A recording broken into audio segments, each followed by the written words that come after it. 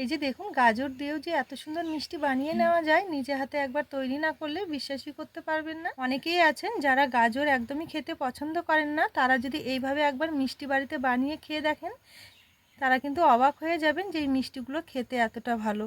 একদম নরম তুলতুলে আর রসালো হয়, খেতে কিন্তু দারুণ লাগে। কতটা নরম তুলতুলে আর রসালো হয়েছে দেখুন, মুখে দেওয়ার সাথেই মিলিয়ে যাবে। আর যাকে এই মিষ্টি তৈরি করে খাওয়াবেন তারা কিন্তু বুঝতেই পারবে না যে এগুলো গাজর দিয়ে তৈরি করে নেওয়া হয়। খেতে কিন্তু দারুণ লাগে, কতটা রসালো আর নরম তুলতুলে হয়েছে দেখুন, মুখে দিতেই মিলিয়ে যাবে। এই মিষ্টির স্বাদ একদমই আলাদা, একদমই ভিন্ন স্বাদের একটা মিষ্টি। নমস্কার বন্ধুরা, নতুন পর্ব দেখার জন্য আপনাদের সকলকে জানাই স্বাগত। কাজলি ভিলেজ ফুড রান্নাঘরে প্রতিদিনের মতো আজকে আবারও নতুন একটা রেসিপি নিয়ে চলে এসেছি। আজকে খুবই সহজভাবে ঘরে থাকা কিছু উপকরণ দিয়ে নরম তুলতুলে মুখে মিলিয়ে যাওয়ার মতো গাজর গুটি মিষ্টি বানিয়ে দেখাবো গাজর দিয়ে। আশা করছি আজকের রেসিপিটি আপনাদের কাছে অনেক বেশি ভালো লাগবে। তাহলে চলুন দেখে নেওয়া যাক আজকে মিষ্টি রেসিপি। আমার চ্যানেলে নতুন বন্ধু হয়ে থাকলে সবার আগে চ্যানেলটি সাবস্ক্রাইব করে পাশে থাকার অনুরোধ রইল। গাজর গুটি মিষ্টি বানানোর জন্য এখানে আমি ছোট ছোট সাইজের 3খানা গাজর নিয়েছি। ভালো করে উপরের খোসাটা ছাড়িয়ে পরিষ্কার করে ধুয়ে নিয়েছি। এবারে এখানে একটা গ্রেটার নিয়েছি, গ্রেটার দিয়ে ভালো করে একটু গ্রেট করে নেব। এই যে দেখুন, এখানে গাজরগুলো আমি খুব ভালো করে একটু গ্রেটারে গ্রেট করে নিয়েছি।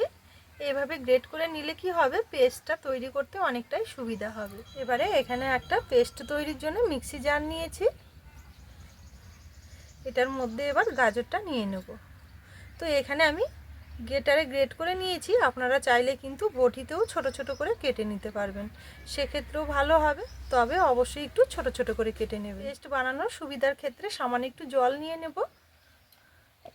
এবার ঢাকনা বন্ধ করে খুব সুন্দরভাবে একটা পেস্ট বানিয়ে নেব। এখানে খুব সুন্দরভাবে পেস্ট তৈরি করে নিয়েছি। এখানে কিন্তু একদম সফট করে পেস্টটা বানিয়ে নিয়েছি। এখানে উনুন জেলে কড়াই বসিয়ে নিয়েছি, কড়াই নিয়ে নেব 1 চামচের মতো ঘি। এবার নিয়ে নেব আগে থেকে পেস্ট করে রাখা গাজরটা।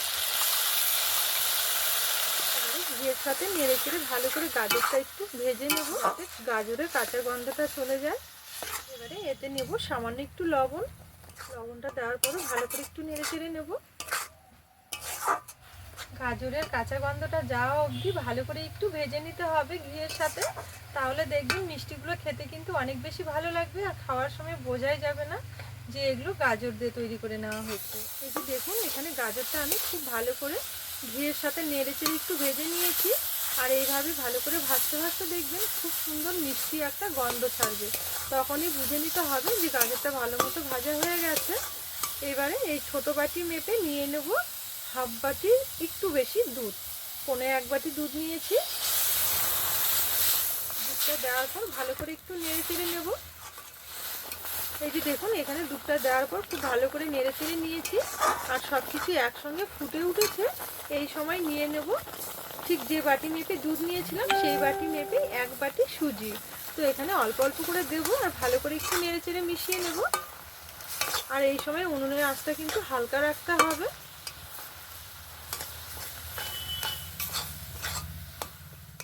হালকা আছে এভাবে একটু নাড়াচাড়া করতে করতে দেখবেন সুজিটাও খুব সুন্দরভাবে সেদ্ধ হবে আর একটা দইয়েও পরিণত হবে, তখনই নামিয়ে নিতে হবে। অবশ্যই কিন্তু উনুনের আঁচটা হালকা রাখতে হবে এই সময়, তাহলে সুজিটা খুব সুন্দরভাবে সেদ্ধ হবে। আর সুজিটা ভালো মতো সেদ্ধ হলে মিষ্টিগুলো খেতে অনেক বেশি ভালো লাগবে। এখানে সুজির ডো বানানোর জন্য আমি দুধ ব্যবহার করেছি, আপনারা চাইলে কিন্তু জলটা দিয়েও তৈরি করে নিতে পারবেন, তবে কি দুধটা দিয়ে তৈরি করলে খেতে অনেক বেশি ভালো লাগবে। চেষ্টা করবেন একটু দুধ দিয়ে মিষ্টিগুলো তৈরি করে নেওয়ার, তাহলে দেখবেন স্বাদে গন্ধে সব দিক দিয়ে কিন্তু খেতে ভালো লাগবে। এখানে ডোটা আমি খুব সুন্দরভাবে তৈরি করে নিয়েছি, এবারে নামিয়ে নেব। একটু মেলে দেবো এইভাবে, তাহলে তাড়াতাড়ি ঠান্ডা হবে। এবারে এই ডোটা আমি হালকা একটু ঠান্ডা করে নিয়েছি, এবারে ভালো করে একটু মেখে নেব, একদম সফট করে মেখে নেব। এই যে দেখুন, এখানে আমি খুব সুন্দরভাবে ডোটা মেখে নিয়েছি। আর এইভাবে দেখলে দেখা যাবে সুজির দানাগুলো কিন্তু একদমই মিলিয়ে গেছে। ঠিক এইভাবে একটু ভালো করে মেখে নিতে হবে, তাহলে মিষ্টিগুলো খাওয়ার সময় বোঝাই যাবে যে এগুলো সুজি দিয়ে তৈরি করে নেওয়া হয়েছে। তো চলুন এইবার এটাকে আমি 2 ভাগে ভাগ করে নেব। এই যে দেখুন এখানে আমি সমান 2 ভাগে ভাগ করে নিয়েছি। এবার একটা ভাগ চাটুর মধ্যে নিয়ে নেব। চাটু নিয়ে চাটুর মধ্যে একটু পাতলা করে বেলে নেব। তো এখানে কিন্তু জোরে জোরে চাপ দেওয়ার দরকার নেই, হালকা হাতে একটু চাপ দিলেই হবে। এটা কিন্তু খুব একটা পাতলাও হবে না। এই যে দেখুন এখানে হালকা হাতে চাপ দিয়ে ঠিক এই রকম করে একটু বেলে নিয়েছি, খুব একটা কিন্তু পাতলাও করিনি। এবার এখানে একটা ছুরি নিয়েছি, এবার ছুরিটা দিয়ে একটু পিস পিস করে কেটে নেব। কেটে নেওয়ার সময় একটু অসুবিধে হলে তেল লাগিয়ে নেবেন।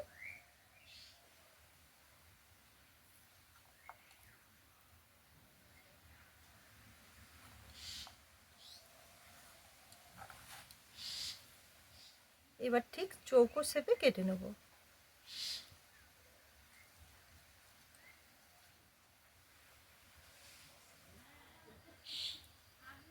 এই যে দেখুন এইভাবে ঠিক কেটে নিয়েছি চৌকো চৌকো শেপে। এবার একটা থালার মধ্যে তুলে নেব। এভাবে সম্পূর্ণটাই কেটে তুলে নেব থালার মধ্যে। দেখুন এখানে সম্পূর্ণটাই আমি বেলে খুব সুন্দরভাবে কেটে নিয়েছি। এবারে ভেজে নেব, তার জন্য আবারও কড়াই পরিষ্কার করে বসিয়ে নিয়েছি। কড়াই নিয়ে নেব কিছুটা সাদা তেল। এগুলো ভাজার জন্য তেলটা কিন্তু ভালো করে একটু গরম করে নিতে হবে। আমি এদিকে ভালো করে গরম করে নিয়েছি, এবার একটা একটা করে ছেড়ে দেব। আর এগুলো ভাজার সময় কিন্তু তেলটা একটু ভালো মতো গরম করে নিতে হবে। এবারে সাঁড়াশি ধরে এভাবে একটু তুলিয়ে দেবো। এগুলো ভাজার সময় উনুনের আঁচটা কিন্তু একটু জোরেই রাখতে হবে, আঁচতেও খুব একটা বেশি সময় লাগবে না, খুব তাড়াতাড়ি ভাজা হয়ে যাবে। এখানে 2 মিনিটের মধ্যেই দেখবেন খুব সুন্দরভাবে এগুলো ভাজা হয়ে যাবে। এই যে দেখুন এখানে উনুনের আঁচটা জোরে রেখে আমি প্রায় 2 মিনিট মতো খুব ভালো করে একটু নেড়ে চেড়ে ভেজে নিয়েছি। আর ঠিক এইরকম হয়েছে দেখুন, কালারটাও কিন্তু খুব সুন্দর এসেছে। এই অবস্থায় তেল ছেঁকে তুলে নিতে হবে। কতটা সুন্দর এসেছে কালারটা দেখুন।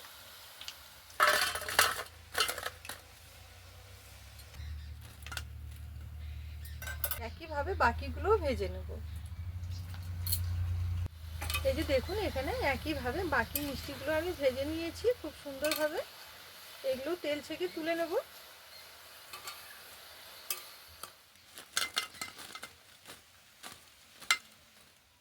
এবারে মিষ্টির জন্য একটা রস বানিয়ে নেব, তার জন্য আবার কড়াই পরিষ্কার করে বসিয়ে দিয়েছি। কড়াইয়ে নিয়ে নেব এই বাটি মেপে 1 বাটি চিনি, আর নিয়ে নেব এই বাটি মেপে 1.5 বাটি জল। এবারে দিয়ে দেব 2টো ছোট এলাচ, মুখগুলো একটু ফাটিয়ে দিয়েছি, এতে করে খুব সুন্দর চিনির রসের মতো ফ্লেভার আসবে। এবার নেড়ে চেড়ে চিনিটা গলিয়ে পাতলা টাইপের একটা চিনি রস বানিয়ে নেব। এই যে দেখুন এখানে চিনিটা গলিয়ে চিনির রসটা আমি খুব ভালো করে 2 মিনিট মতো আবারও ফুটিয়ে নিয়েছি। এর থেকে কিন্তু আর ঘন করার দরকার নেই, ঠিক এই রকমই রেখে দেব। এবারে এই ফুটন্ত রসের মধ্যে আগে থেকে ভেজে রাখা এই মিষ্টিগুলো ছেড়ে দেবো। হালকা আছে নেড়ে চেড়ে ভালো করে একটু মিশিয়ে নেব। এই যে দেখুন এখানে হালকা আছে খুব সুন্দরভাবে আমি 1 মিনিট মতো রসের সঙ্গে একটু ফুটিয়ে নিয়েছি। আর কতটা সুন্দর লাগছে দেখতে দেখুন। এগুলো কিন্তু একদম নরম তুলতুলে হয়েছে আর রসালো। এবার নামিয়ে নেব। এবারে পুরোপুরি ঠান্ডা হওয়া অবধি একটু থালাতে ঢেকে রেস্টে রেখে দেবো। এখানে আমি ঠান্ডা হওয়া পর্যন্ত একটু রেখে দিয়েছিলাম। কত সুন্দর হয়েছে কালারটা দেখুন, কত সুন্দর হয়েছে আর কতটা নরম তুলতুলে আর রসালো হয়েছে দেখুন। এবারে একটা থালার মধ্যে তুলে নেব। গাজর দিয়ে এই মিষ্টিটা একবার বানিয়ে খেয়ে দেখুন, খেতে দারুণ লাগে। একদম নরম তুলতুলে, খেতে অসাধারণ লাগে। একদম ভিন্ন রকমের একটা স্বাদের মিষ্টি। অনেকেই আছেন যারা গাজর একদমই খেতে পছন্দ করেন না, তারা এইভাবে গাজর দিয়ে একবার মিষ্টি বানিয়ে দেখুন, কথা দিচ্ছি খেতে অনেক বেশি ভালো লাগবে। আর এই মিষ্টিগুলো খেয়ে আপনারা বুঝতেই পারবেন না যে এগুলো গাজর দিয়ে তৈরি করে নেওয়া হয়েছে। একদম নরম তুলতুলে তৈরি করে আপনারা বাড়ির সকলেই মিলে খেতে পারবেন, খেতেও কিন্তু দারুণ লাগে।